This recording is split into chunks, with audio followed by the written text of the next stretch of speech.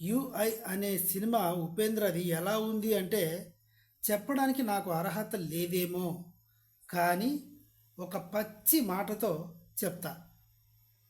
ఉపేంద్ర కనుక కర్మగాలి సస్తే వాడి బ్రెయిన్ నేను దొంగతనం చేసుకొని వచ్చి నా బ్రెయిన్ పీకి వాడి బ్రెయిన్ నేను పెట్టుకుంటా. అలా ఉంది సినిమా. యుఐ అంటేనే ఉపేంద్ర ఇంటెలిజెన్స్. ఎక్కడి నుంచి ఎక్కడికో తీసుకెళ్ళిపోయాడు సినిమా. ఏదో చూపిస్తూ ఉంటాడు. ఫస్ట్ స్టార్టింగ్లోనే సినిమా ఇంట్రెస్ట్ లేకుంటే దొబ్బే. ఇలాంటి కాంట్రవర్సిటీ, ట్రోలింగ్, సినిమా సినిమా బాగలేకపోతే ట్రోల్ చేసే దాని గురించి కూడా కౌంటర్ వేశాడు సినిమాలోనే.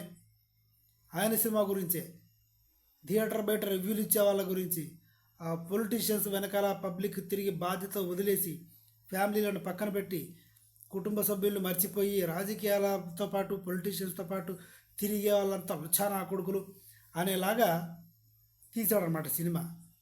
పచ్చిగా చెప్తున్నాను కదా, బ్రెయిన్ నేను దొబ్బేస్తా ఒకవేళ అదే కనుక జరిగితే. తప్పు అలా అని ఉండకూడదు, ఉపేంద్ర ఉండాలి. కానీ సినిమా ఎలా ఉందంటే మాత్రం చెప్పే అర్హత లేదు, చూస్తేనే. ఇంకేం చెప్తాడు? అర్థం కాకపోతే ఇంకో సినిమా చూడు. ఏంట్రా బాబు ఇది? సినిమా అర్థం కాకపోతే ఇంకోటి చూడాలా? ఇలాంటి సినిమా ఉపేంద్ర లాంటి డైరెక్టరు భూమి మీద పుట్టాడు. ఒకవేళ పుట్టినా మళ్ళీ ఆడు ఉపేంద్రే.